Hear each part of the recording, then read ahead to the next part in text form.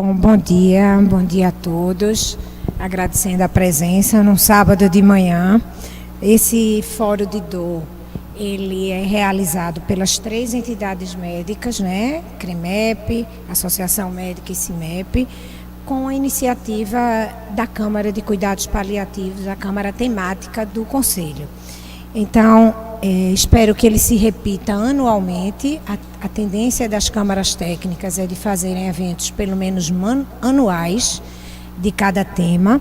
A Câmara Temática, assim como a de Bioética, são mais amplas, são mais abertas, porque tem profissionais de outras especialidades e de outras áreas, inclusive sem ser área de saúde, o que acrescenta muito para os nossos eventos, né? Eu acho que a gente tem que mudar, virar essa página, tentar se unir e mostrar que as coisas caminham melhor quando estamos juntos. E assim Pernambuco vem agindo, né? Esse grupo que se encontra nas diretorias das 3 entidades se reúnem e nós temos esse perfil de fazermos as reuniões todas em conjunto, cada um com respeito ao seu papel, mas valorizando. Agradecer aos professores, professor Hazen, Rebeca, Carlos Marcelo, Mirela, Flávia, Emiliana, que vão nos brindar. Passo a palavra à doutora Flávia para fazer a recepção, já que foi a organizadora, juntamente com a doutora Zilda, que também não se encontra aqui por motivo de viagem, mas de ontem para cá eu acho que ela já passou umas 20 mensagens. Preocupada, porque ela gostaria de ter chegado ontem, né, mas não conseguiu. A passagem, quando ela viajou, também está no evento no México, que é de cuidado paliativo, né, e é cada vez mais difícil a gente lidar com essa parte em função da própria evolução tecnológica, né, que nos dá tanta chance na dor, mas também na manutenção da vida sem qualidade. Então, acho que é uma discussão muito importante, a sedação, a avaliação da dor e, do ponto de vista bioético, as decisões, as deliberações que são tomadas em paciente grave. Flávia. Bom dia, para quem não me conhece, meu nome é Flávia Orange, eu sou médica anestesista, especialista em dor do IMIP, da Universidade Federal de Pernambuco, né, do Hospital das Clínicas, e sou coordenadora do mestrado de cuidados paliativos do IMIP. Bem, ela falou assim que eu sou organizadora desse evento. Não, na verdade foi uma tarefa conjunto, né? Foi todo mundo trabalhando. A Emiliana, que está aqui, que é especialista em dor, fez dor na USP com o professor Hazen. Rebeca, que foi minha aluna do mestrado, minha aluna agora do doutorado, e também está fazendo dor. Então, assim, é uma equipe que está se qualificando para tentar fazer um serviço de qualidade aqui em Recife também. E, na verdade, eu estou aqui mais para apresentar, pedir, assim, agradecer a presença de todo mundo, né? Agradecer principalmente ao professor Hazen e ao professor Carlos por terem aceitado participar aqui desse nosso evento, né? Porque brindar com palestras, vocês vão ver que eles realmente são pessoas extremamente capazes e qualificados. Então, assim, é um privilégio para a gente ter eles aqui. Então, o professor Hazen, eu tenho uma dificuldade, professor, me desculpe de dizer seu nome, então é o professor Hazen Schmauer, né, que na verdade, ele é supervisor da equipe de controle da dor da divisão de anestesia do Hospital das Clínicas, né, FM USP, e livre docente em anestesia pela FM USP, o professor Carlos Marcelo, que também é supervisor da equipe de controle da dor do Hospital de Alfenas, né, em Minas Gerais, e coordenador da residência em dor do Hospital de Alfenas. Então, assim, muito obrigado pela vinda de vocês aqui, e que essa seja, assim, na verdade, uma parceria para outras oportunidades, tá certo? Então, inicialmente, a gente vai começar com a aula do professor Hazen, né? Ele vai nos brindar com a aula sobre fisiopatologia da dor. Muito, assim, eu assisti essa aula dele já uma vez, ele não sabe, mas eu estou louca para assistir de novo, né? E aprender mais, então espero que vocês aproveitem, é uma oportunidade única, realmente, tá ok? Muito obrigado pela participação de todos. Então eu vou falar um pouco sobre, eu estava um pouco em dúvida se era para médicos anestesistas ou médicos de uma maneira geral. A professora Flávia falou que é para médicos, né, daqui de Pernambuco. Então ela é uma revisão, na verdade, eu acho que é boa para médicos de maneira geral, assim, não específica para o especialista. Ah, tá. Então, próximo. Bom, assim como é uma aula inicial, é sempre importante a gente definir a dor. Essa é uma definição que é usada pela Associação Internacional para Estudo da Dor, que é uma...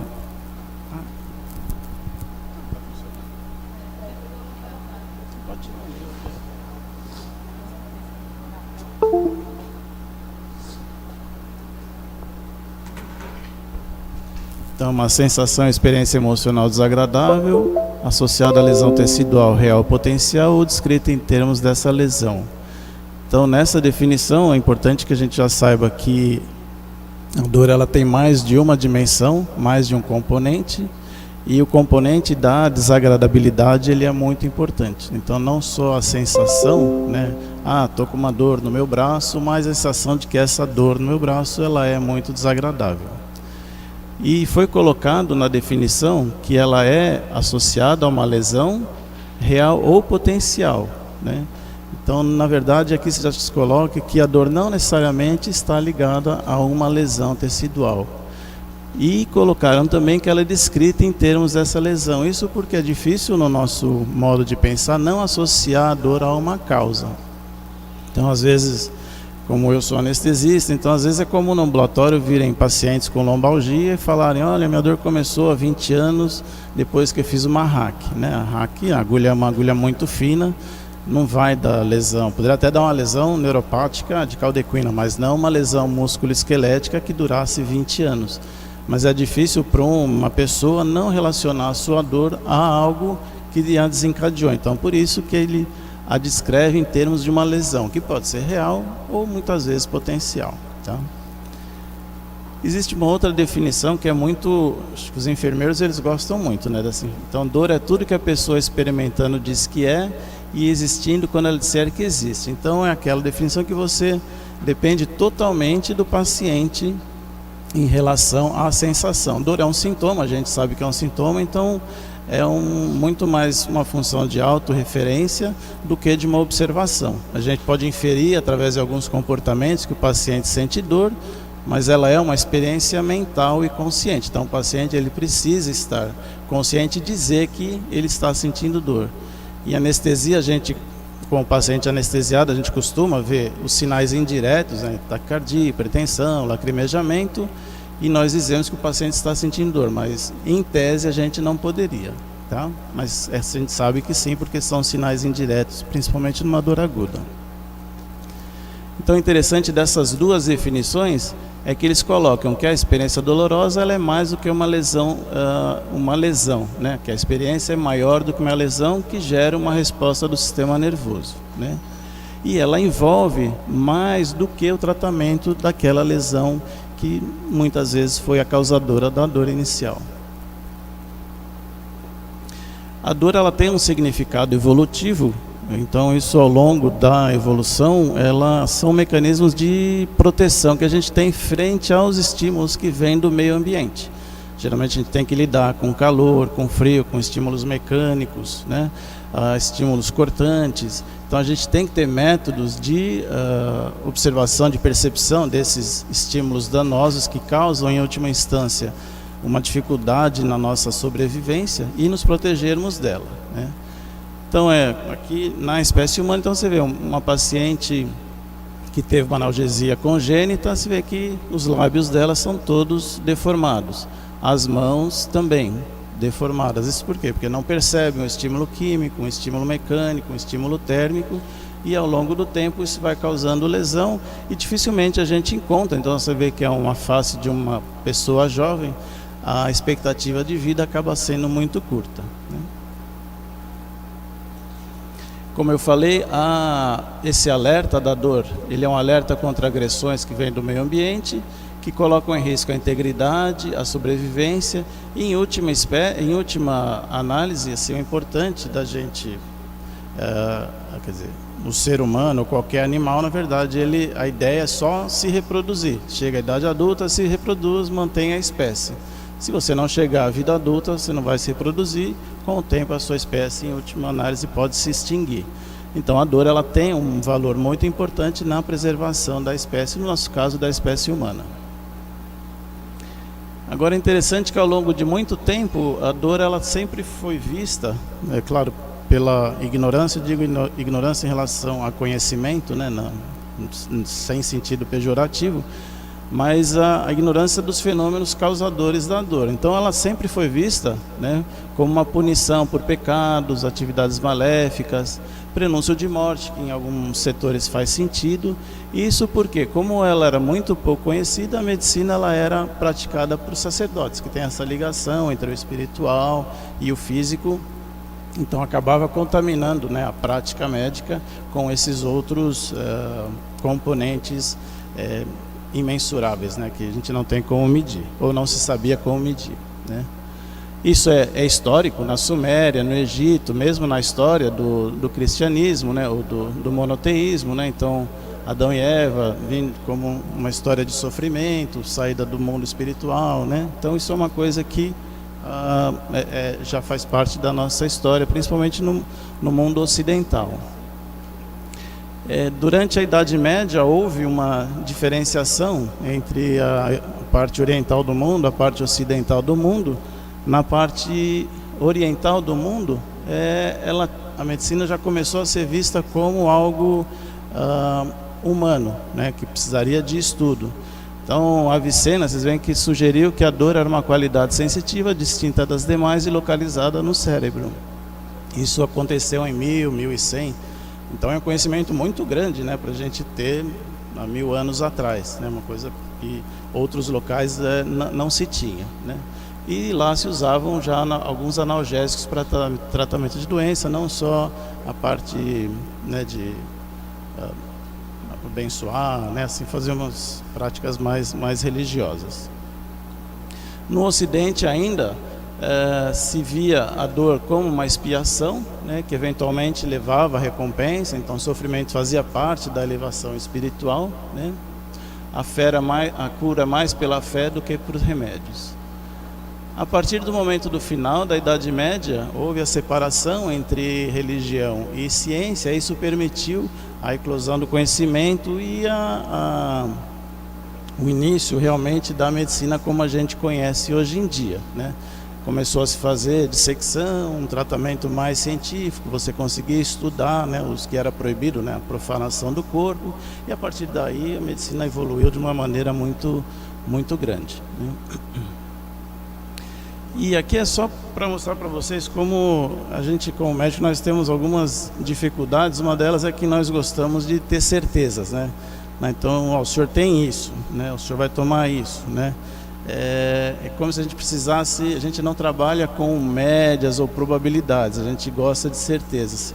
E, em função disso, a gente acaba agindo até de uma maneira errada na formação de outros profissionais, de outros alunos, né? Então, eu lembro quando eu era aluno, só se usava, sei lá, penicilina cristalina e era proibido outro, né? Aí depois vieram um monte de outros antibióticos e a gente passou a dizer, não, agora você só pode usar esse antibiótico, não se usa mais aquele.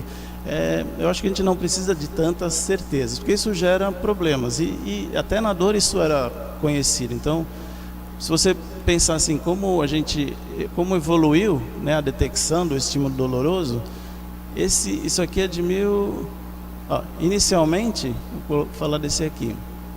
O Sherrington ele falou que a dor é produzida pela ativação de subtipos de neurônios sensitivos que sintonizados para a detecção de qualidades específicas ou intensidade de dor. Isso significa que o estímulo doloroso ele já era identificado na periferia como sendo um estímulo térmico por calor, por exemplo, né? Era assim que se pensava no começo do século XX. Aí na década de 60, com a teoria do portão, se mudou, falou assim, não, o estímulo doloroso ele é o mesmo na periferia e ele só é definido, o tipo de estímulo, se ele é químico, se ele é térmico, se ele é frio, se ele é mecânico, no sistema nervoso central, no cérebro. E a gente passou, então a gente tinha certeza que era assim, passou-se a uma certeza que que o estímulo passou-se a ser determinado só no sistema nervoso central, e no final da década de 80, começo de 90, viu que não, que realmente, eu vou mostrar para vocês, a especificidade do estímulo doloroso ela já ocorre na periferia. Então, da mesma forma, agora a gente tem uma certeza que é na periferia, talvez não seja tão assim, talvez daqui a 30, 40 anos se acrescente algum outro conhecimento. Então isso é mais para a gente sempre, quando lê um artigo, lê um texto, lê um livro, não precisa ser não levar como verdades absolutas o que está escrito lá, né? Bom, então essa é uma imagem de Descartes, que é extremamente comum em livros de dor, que se mostrava que o que a gente percebia como dor era um reflexo, era muito proporcional, diretamente proporcional ao estímulo gerador. E hoje a gente vê que não, que esse mesmo estímulo doloroso ele vai ter vias ascendentes, vias inibitórias, e a experiência que a gente vai expressar, ela vai depender de experiências prévias, vai depender do nosso estado de humor, vai depender da nossa genética, vai depender de estados de sensibilização, né? Então é muito mais complexo do que só queimou aqui, está doendo aqui, é diretamente proporcional. Como é uma dor, assim, uma aula para médicos, né, de maneira geral, acho interessante falar de algumas formas de classificar a dor. Elas ajudam a gente a pensar tanto no diagnóstico quanto no tratamento. Um jeito que ele é muito importante na nossa decisão terapêutica, se a gente pensar no mecanismo gerador da dor, né? Então, para isso a gente tem que saber que a dor por nocicepção é aquela dor que é causada por lesão de tecidos não nervosos e por ativação dos nociceptores. Então, ativou o nociceptor, dor nociceptiva. Dor neuropática é uma dor causada por lesão ou doença do sistema nervoso somatosensitivo. Então, se teve lesão de nervo ou uma doença de algum tecido nervoso, dor neuropática. Isso ajuda bastante a gente se decidir no tipo de tratamento. Então, a doutora Rebeca vai falar mais tarde. Se for uma dor neuropática, provavelmente você vai usar mais antidepressivos, anticonvulsivantes. Se for uma dor mais nociceptiva, você vai usar mais analgésicos, anti-inflamatórios, analgésicos não opioides. Então, ela ajuda muito para o médico a ver que tipo de tratamento ele vai optar por usar. Só que isso, antigamente, até uns 8 anos atrás, a definição de dor neuropática, ela englobava, era uma dor causada por por lesão, doença ou disfunção do sistema nervoso. Então não havia necessidade de a identificação de uma lesão do tecido nervoso para você definir dor neuropática. Os neurologistas, principalmente, falaram que não dava para se trabalhar assim, porque você tem que saber se aquele tecido foi lesado ou não. Disfunção é bom para quem trabalha com ciência básica. Se vê alguma modificação do neurônio, você sabe, bom, aquele neurônio não está funcionando da maneira adequada, mas não está lesado. Mas ele funciona diferente, então seria uma alteração neuropática. Para a clínica isso não ajudava. Então em 2011 se mudou a definição de dor neuropática, só que se criou um limbo, porque tem dores que a gente não consegue nem identificar a ativação de nociceptor e nem uma lesão, uma lesão realmente estrutural do nervo. E, por exemplo, a síndrome de dor complexa regional, fibromialgia, ou mesmo a dor pós-operatória, que tem um caráter de sensibilização periférica central, que são disfunções, não são lesões. Então ficou um limbo de algumas situações clínicas que você não conseguia classificar. E aí o ano passado foi criada essa nova categoria, que é uma dor nociplástica.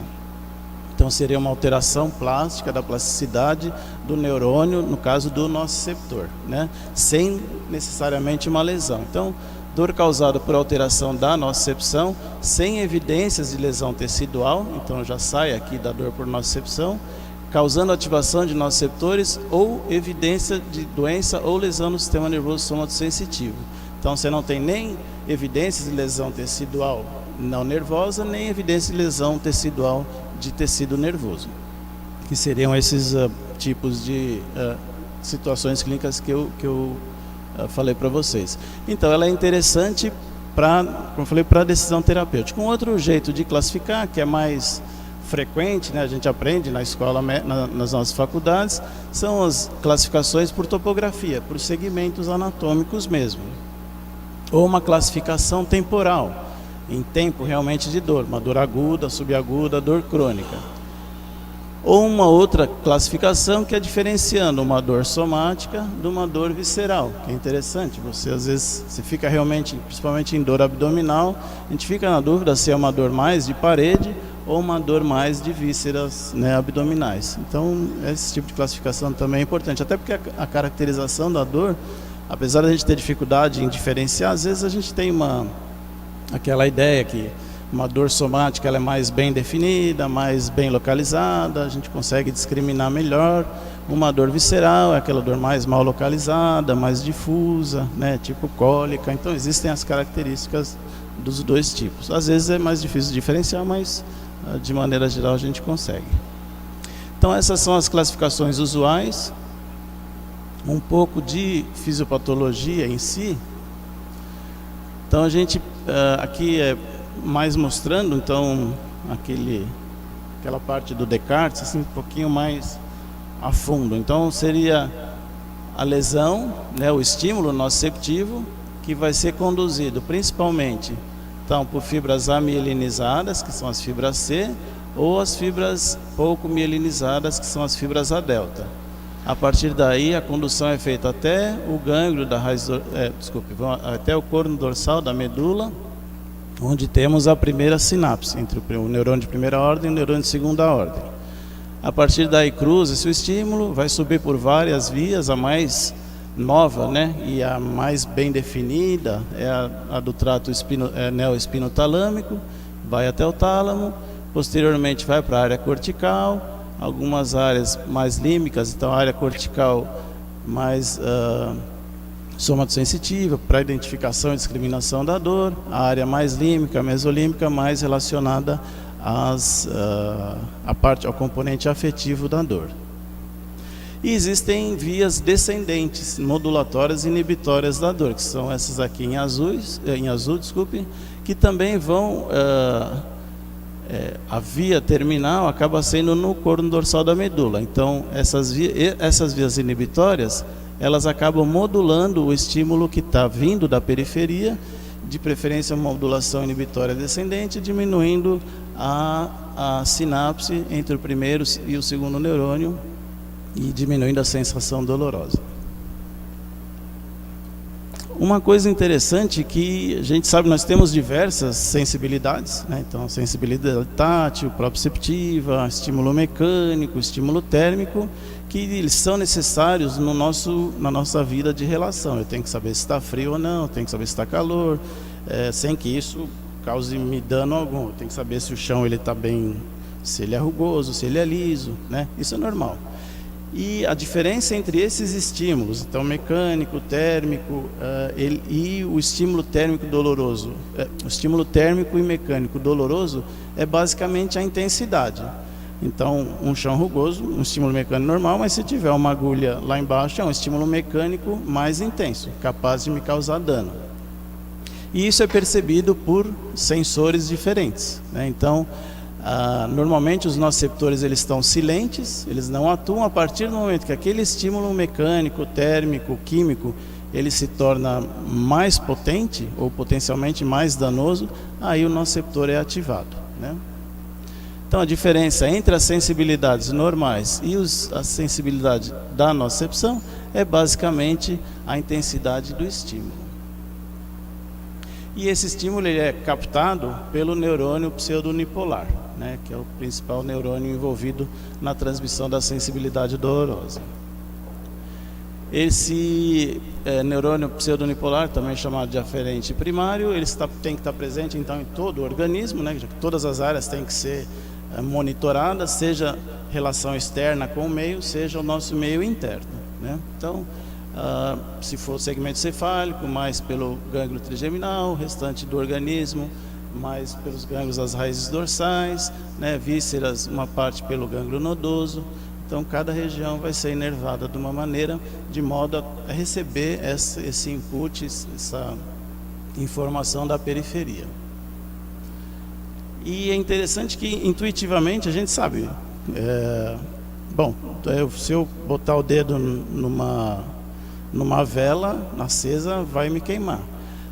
Agora, foi só no final dos anos 90, que é quando eu estava falando anteriormente, que se realmente entendeu como é que ocorria a transformação do estímulo nociceptivo, então aquela vela quente, a temperatura alta, em sinal neuronal. Esse fenômeno é chamado de transdução, que é a transformação do estímulo nociceptivo em sinal neuronal. Não é o tudo ou nada, o potencial de ação, porque o potencial de ação ele é tudo ou nada, ou despolariza ou não despolariza.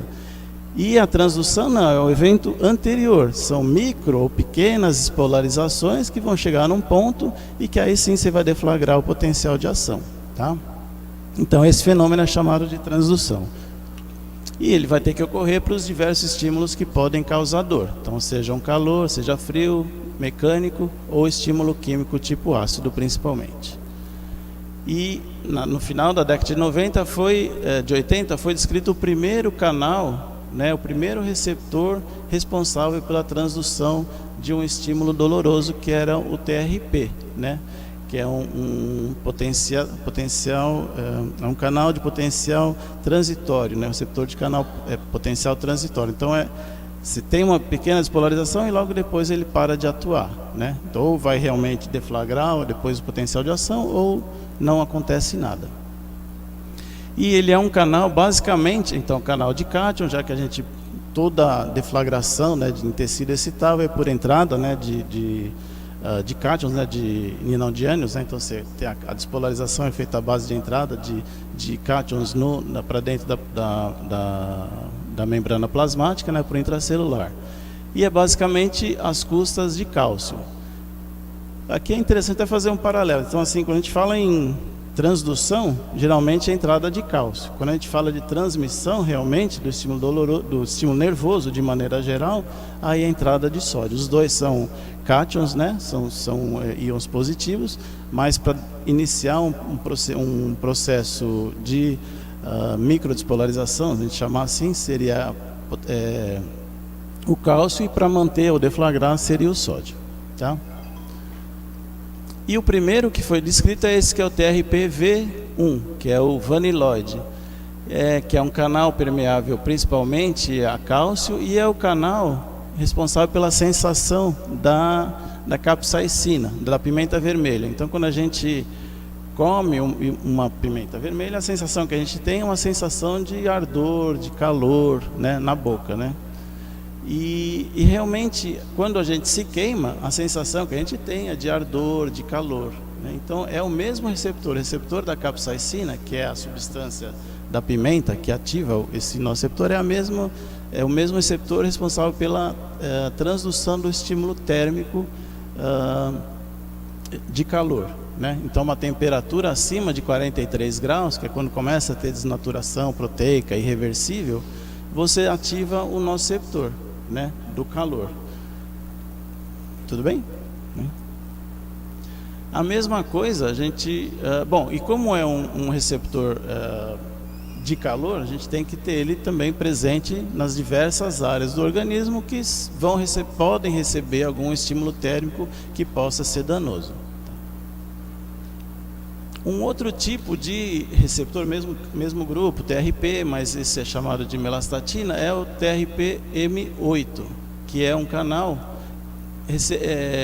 responsável pela recepção do estímulo térmico do frio, Então a mesma coisa assim, quando a gente chupa uma bala de house, de mentol, a sensação que a gente tem na boca é uma sensação de frio, que é a mesma sensação que a gente tem quando a gente está realmente num ambiente mais frio.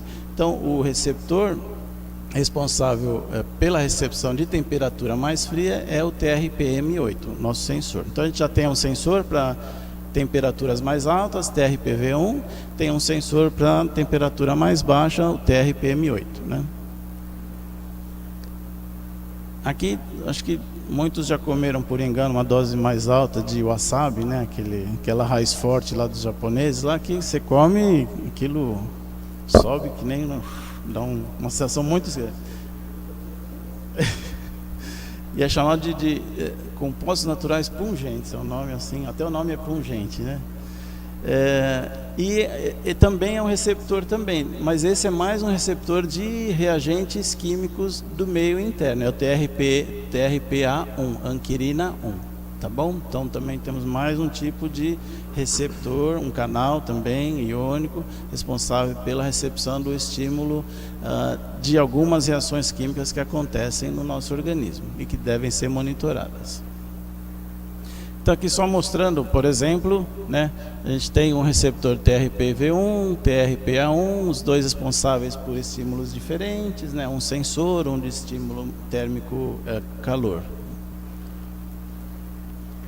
E uma parte importante das nossas reações químicas, né, que ocorrem, ou bioquímicas, são em função de produção de ácido, né, de íons de hidrogênio. Mais perto. Estava abaixo, né? Sensores de hidrogênio. Então, por exemplo, em áreas isquêmicas, né, de anaerobiose, o que acontece é uma maior produção de ácido. Puxa, eu vou ter que repetir então, né? Uma produção de ácido. E quando ele é danoso, isso precisa ser percebido. Então, a dor isquêmica mediada principalmente por íons de hidrogênio, ela tem que ser percebida por canais iônicos, e a gente tem esses canais iônicos sensíveis a ácido, chamados de ASIC. Que também são canais, todos esses canais que eu falei estão presentes na membrana plasmática, né? Então, voltando àquela que eu falei da teoria da especificidade, que eu falei que antes era específico, depois foi para a teoria do portão não específico, agora a gente sabe que o estímulo doloroso, ele é inicialmente definido na periferia. Então, o estímulo do calor, né, vai ser recebido por um neurônio, por um transdutor específico para isso. O estímulo térmico do frio vai ser recebido por um receptor específico para esse tipo de estímulo, né? É claro que a percepção, ela só ocorre conscientemente, então realmente tem que ir até o córtex e a gente vai colocar as emoções e a discriminação daquele estímulo, mas inicialmente ele já é definido como tal na periferia. Então a gente vai ter vias para frio, vias para calor, vias para temperatura, vias para estímulos químicos, né, para aquelas do TRPA1, por exemplo. A gente, então, não existe ainda um receptor conhecido para mecanotransdução dolorosa. Então, aqueles que é bastante importante para a gente, né? Então, numa cirurgia é um estímulo mecânico, basicamente, né? Só que a gente ainda não está bem definido que tipo de receptor é que é responsável pela transdução do estímulo mecânico doloroso. Existem algumas hipóteses, tem esses dois tipos de receptores ou canais, que são mecanotransdutores, então eles fazem a mecanotransdução de estímulos normais, mas não dolorosos, mecanodolorosos, né? Eventualmente pode ser comprovado que sejam eles ou outros apareçam. Aqui eu só coloquei porque eu achei muito bonitinho. Isso aqui é uma célula, isso aqui é um microfilamento de vidro, e é como eles estudam. Então você coloca um microfilamento, ele empurra, deforma a parede, né? E aí você percebe potenciais intracelulares, né? Bom, então a gente saiu da transdução, o próximo passo é a transmissão do estímulo noceptivo até o corno dorsal da medula. Essa transmissão, então, como eu falei, o evento inicial ele é feito por canais de cálcio, que seriam esses TRP, TRPA1, né, o ASIC, e agora a manutenção, a partir do deflagramento real do potencial de ação, aí ele é mantido por canais de sódio, tá? Que é o que a gente aprende na faculdade, né? Também tem que ser canais transmembrana, né, já que vai ter entrada de passagem de carga positiva. E existem alguns tipos de canais de sódio que são mais ligados à nocicepção. Então existem, como a gente tem outros tecidos excitáveis, né? Então a gente tem, né, naves para coração, mas para dor, para sensibilidade dolorosa, geralmente são os naves 1.7, 1.8 e 1.9. Então aqui só mostrando, então, assim, uma maneira sintética o que acontece então lá no terminal onde ocorre a transdução do estímulo doloroso. Então, se a gente pegar um estímulo térmico de frio, o receptor que vai ser ativado é o TRPM8, entrada de canais de cálcio, despolarização até que seja o suficiente para deflagrar a ativação dos canais NAV, e aí sim vai ter a transmissão do estímulo noceptivo até o corno dorsal.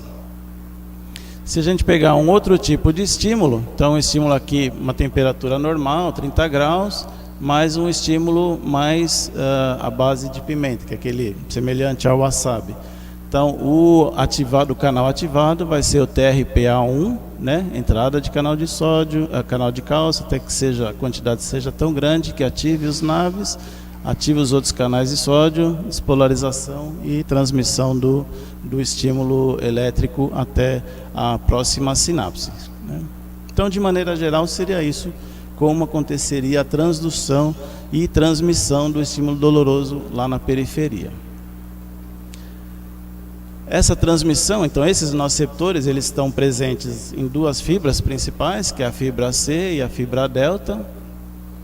Um jeito fácil da gente pensar é que, geralmente, então, se a gente pisar num caco de vidro, né, primeiro você vai sentir aquela dor muito bem localizada, de forte intensidade, rápida, né, que é aquela que vai fazer com que você tire o pé de lá, né, para não continuar se machucando, e depois fica um dolorimento, algo um pouquinho mais mal localizado ao redor da área onde foi feito o estímulo inicial. Então essa primeira dor, que é uma dor rápida, ela é veiculada pelas fibras A delta, que são mielinizadas, então a velocidade de condução é maior. Aquele dolorimento que fica posteriormente e que demora um pouquinho mais para começar e para passar, ele é veiculado, transmitido pelas fibras C, que são fibras não mielinizadas, por isso tem uma velocidade de condução menor. Tá? Então é interessante, isso, na prática a gente consegue perceber isso, né? Até no dia a dia da gente ou com algum paciente. Bom, então aqui falando um pouco mais, fibra C, não mielinizadas, pequenas, baixa condução, existem fibras C, elas são filogeneticamente mais antigas, então elas são menos especializadas que as fibras A delta, que são aquelas mais novas, né? Então, do ponto de vista evolutivo, primeiro surgiu a fibra C e depois surgiram as fibras A delta, que são melhores, né? Só que as fibras C, por que continuaram? Do ponto de vista evolutivo, já que elas não têm tanta importância, já tem fibras melhores, por que elas continuam? Basicamente porque na córnea, assim, a gente precisa ter a córnea o olho é um local que você precisa ter muito cuidado com ele. Então qualquer estímulo que cause perda de integridade da sua visão coloca muito em risco a sua sobrevivência, né? Então a córnea basicamente ela é ricamente inervada para a sensibilidade dolorosa. Só que se os neurônios tivessem baía de mielina, a tendência é que fosse translúcido, já que existem gordura também, né? Na baía de mielina existe também a produção, uma parte em função de tecidos gordurosos. E aí prejudicaria a visão. Então, do ponto de vista evolutivo, provavelmente as fibras C se mantiveram em função da necessidade, né, de proteção da visão, que não daria para ocorrer com fibras mais rápidas do tipo A delta. Tá? Então as fibras C, por serem antigas, às vezes elas são polimodais, mas existem fibras C que são estímulos específicos, como eu falei. As fibras A delta, elas são mielinizadas, pouco, mas são mielinizadas, elas têm uma velocidade de condução um pouco maior e geralmente elas são noceptores estímulo específicos. Então a gente falou da condução, né, da transdução, condução, e para quem trabalha para médico de maneira geral, é importante a gente ter basicamente esses três conceitos para pensar em dor, né, que são os conceitos das sensibilizações periférica e central e o conceito de matriz da dor, né? Então na sensibilização periférica, o que acontece é que você tem a fibra, né, aqui o aferente primário, né, aqui o tecido lesado, ocorre a lesão, a produção de substâncias ou da lesão tecidual, ou então produção de substâncias do sistema hematopoético, né, que seriam responsáveis pela reação inflamatória, né, a ativação de receptores na membrana do neurônio, e quando ocorre a sensibilização, o potencial de repouso dessa membrana ele fica menos negativo, então fica mais facilmente despolarizável. Isso significa que com o mesmo estímulo doloroso ele pode ter uma resposta amplificada, ou com um estímulo menor do que aquele anterior ele possa já despolarizar. Então seria o conceito de sensibilização. Do ponto de vista clínico, a gente pode pensar então, por exemplo, paciente num pós-operatório, aquela dor bem na incisão, né, bem na região da incisão, que realmente está sensibilizado, porque normalmente se você fizer uma palpação de um abdômen não dói, é um estímulo mecânico não causando dor. Num pós-operatório, aquele tecido, né, aquela incisão, se palpa com estímulo mecânico e causa dor, né? E esse fenômeno que acontece na região da incisão, ele é mediado no neurônio, no aferente primário, a sensibilização primária, periférica, tá? Aí diferentes tipos de estímulos foram até o corno dorsal. Aí no corno dorsal é a primeira estação de sinapse que você pode ter o fenômeno da sensibilização central. Então, a sensibilização ocorre da mesma maneira. O mesmo estímulo, ele pode causar mais dor, né?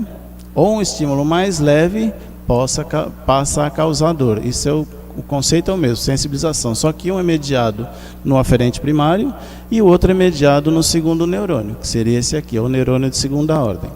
Então, normalmente, teve a ativação do nociceptor, né, a transmissão até a parte proximal do neurônio, na fenda sináptica. Ocorre então a transferência do estímulo do primeiro neurônio para o segundo neurônio, é feita basicamente por glutamato, que é um neurotransmissor excitatório, que tem receptores específicos, receptor AMPA, que é o principal usado numa dor dita não patológica, né, se a gente puder falar disso, né? Agora, a partir do momento que vem uma estimulação repetida do primeiro neurônio, um canal que normalmente ele está silente, que é esse aqui, o canal do receptor do N-metil D-aspartato, ele passa a ser ativado. Os dois são canais de cálcio, né? Tanto o AMPA quanto o NMDA são canais de cálcio, entrada de canais de cálcio para o intracelular. A mesma coisa que acontece na periferia, mas por um outro canal, né? Só que quando o receptor do N-metil D-aspartato ele é ativado, o influxo de cálcio ele é muito maior. Então a resposta desse segundo neurônio ela é muito amplificada. Então por isso que a gente fala que esse neurônio passa também a estar sensibilizado, tá? Aqui mostra também na região da sensibilização central aquelas fibras que eu mostrei do sistema supressor descendente de dor chegando aqui, que são os interneurônios inibitórios, que tentam modular negativamente a dor. Então aqui eu tenho um estímulo excitatório, N-metil D-aspartato com uma ativação maior, né? E ao mesmo tempo eu tenho mecanismos que são inibitórios, para tentar inibir o N-metil D-aspartato, o receptor do N-metil D-aspartato, basicamente. E hoje em dia a gente sabe que a modulação da sinapse, ela não é mais, como se chamava antigamente, bipartite, né? Então um neurônio seguinte, mas hoje ela é tripartite. Então além dos dois neurônios, né, que vão fazer a transmissão, existe uma modulação das células da glia, seja da micróglia ou seja dos astrócitos, tá? Eles também secretam e eles modulam a ação do nociceptor, né? Então células da glia hoje em dia não são mais só células de nutrição, sustentação do sistema nervoso central. E o último conceito é o conceito da matriz da dor. Aí já mais supratentorial, né? Então já não é mais tão nem medular, nem periférico, mas como a gente adquire a consciência e dá valor à percepção, à sensação dolorosa. Então o conceito, na verdade, de matriz são áreas do cérebro que são associadas com diversas funções, né, sensitivas, motoras, cognitivas, e que também participam do processamento da informação dolorosa, né? Então existem diversas áreas, né, seja do bulbo, seja do tronco, né, seja do córtex insular, seja do córtex somatosensitivo, né, seja do córtex pré-frontal. Todas essas áreas estão envolvidas, entre outras funções, no processamento da informação dolorosa. Então aqui, se a gente pensar, aquela primeira estação que a gente viu até agora, né, que ocorre no corno dorsal da medula, né? A partir daí o estímulo ele é levado, né, ele trafega em direção ao tálamo, basicamente, então um pouco abaixo, né, então tronco cerebral e diencéfalo, então tronco e diencéfalo.